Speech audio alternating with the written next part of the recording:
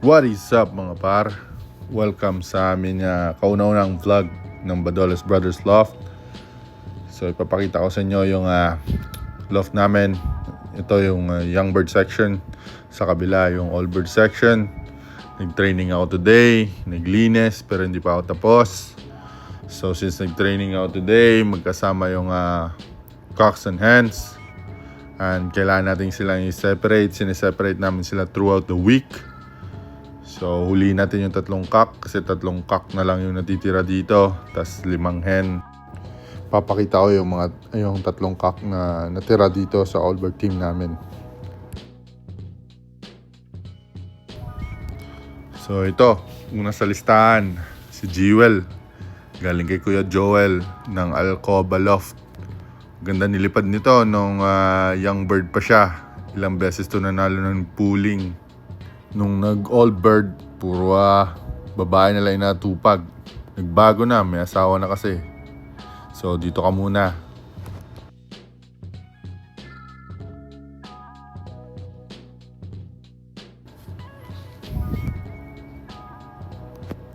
Next, ito yung Ulrich Lemens na nakakross sa Kittel namin. 100 kilometers lang yung training nito nung young bird siya last year. Pero sinalpak namin siya direkta sa 200 miles. Umuwi, man. So, sabi ko, i-keep namin. Tapos ilipad namin as old bird. Which is nililipad nga namin siya ngayon as old bird.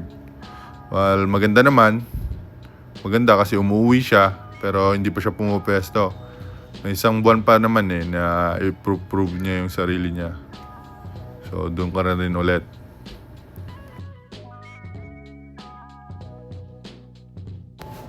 Next, itong Koopman na nakakross sa Ager Camp.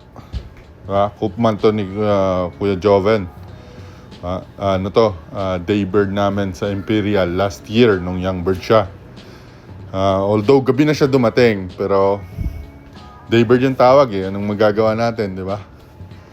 So ngayon, lumilipad as all bird. Yung karera na yun, combine pala yun. Calgary at Edmonton. Shoutout sa mga tropang taga Edmonton, mga kalapatids.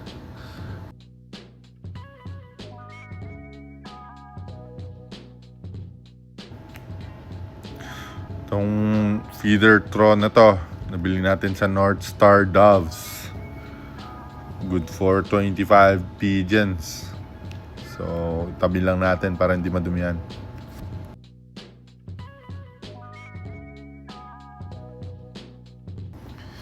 Ayun, punta naman tayo dito sa mga stock birds. Ito yung cock section. Natapos ko ng linisan to. Yan sila. Nabawasan na yan ng 2. Kumuha dyan si Kuya Glenn kahapon ng King's Landing Loft.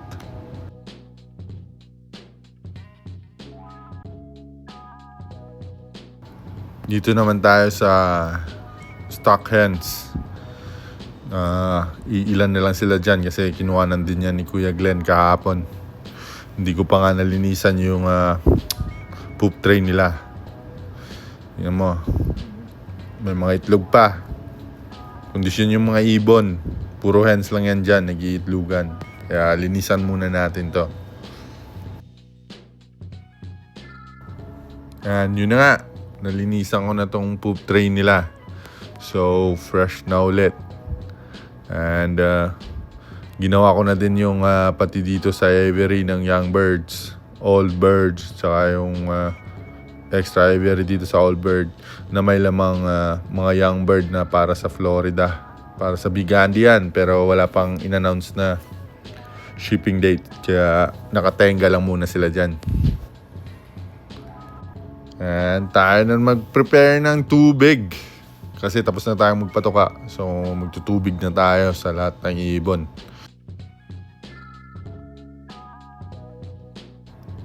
Yun. So, yung 2 lalagyanan na yan na may yellow, may amino acid yan. Or amino forte. 2 tubigan lang kasi para sa old bird na nag-training today. Saka para sa young bird na nag-loft-fly. Lumipad sila ng more than an hour kasi habang naglilinis ako ng loft. Nasa labas lang sila, lumilipad.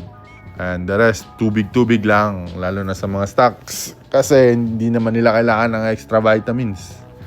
Magiging deposit lang yun sa katawan nila. So tara, magtubig tayo.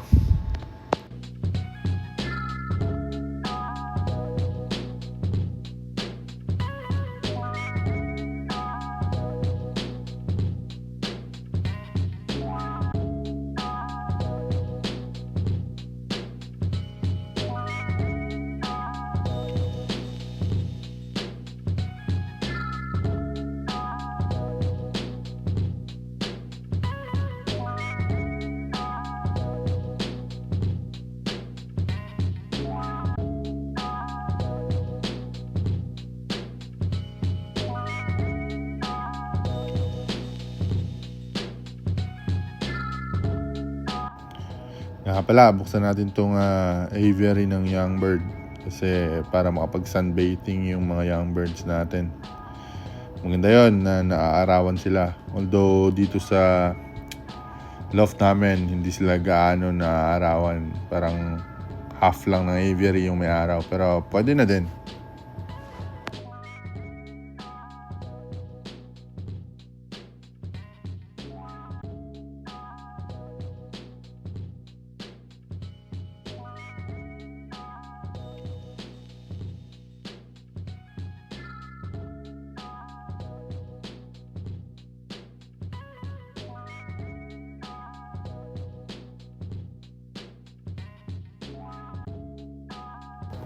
At syempre, ang pinaka-importante, mawawala ba? Yung grits.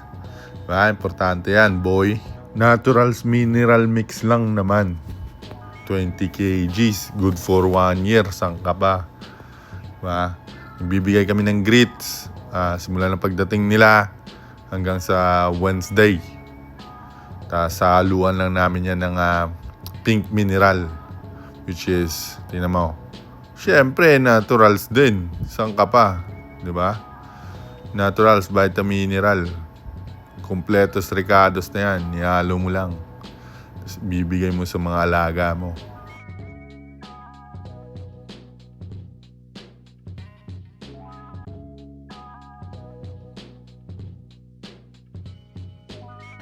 Lagyan natin dito yung stock birds na cocks.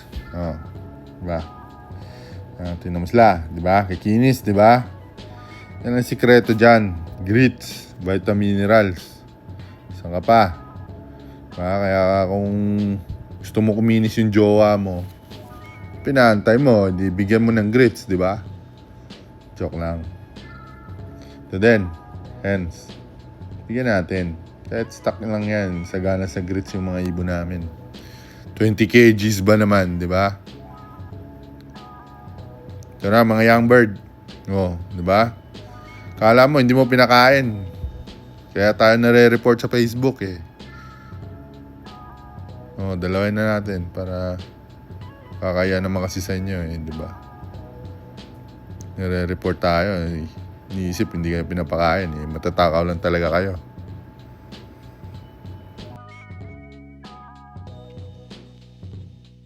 Anong araw pa lang yan? Tuesday pa lang ngayon eh. So, pwede pa yan. Hanggang bukas pa yan eh, grits. Na fresh grits. Tapos bigyan din natin yung Florida team natin, syempre. Goods yan, goods.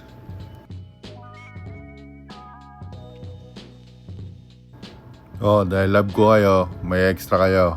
Pero ilipat natin dito para pag nalaglag, pwede pa nilang pulutin. Kasi hindi tayo mayaman, guys. Yan, kaya maigi. At dito na namin tatapusin yung video na to. So kung umabot ka dito, maraming salamat sa panonood. Sana patuloy nyo kami suportahan sa pagbablog namin ng mga ibon namin. Tatry namin gumawa pa ng mas maraming vlog na gaya nito, hindi puro highlights. Sana magustuhan nyo. And kayo nang bahala, mag-like kayo, mag-comment, o mag-follow. Basta kami, magkakalapate kami. Peace.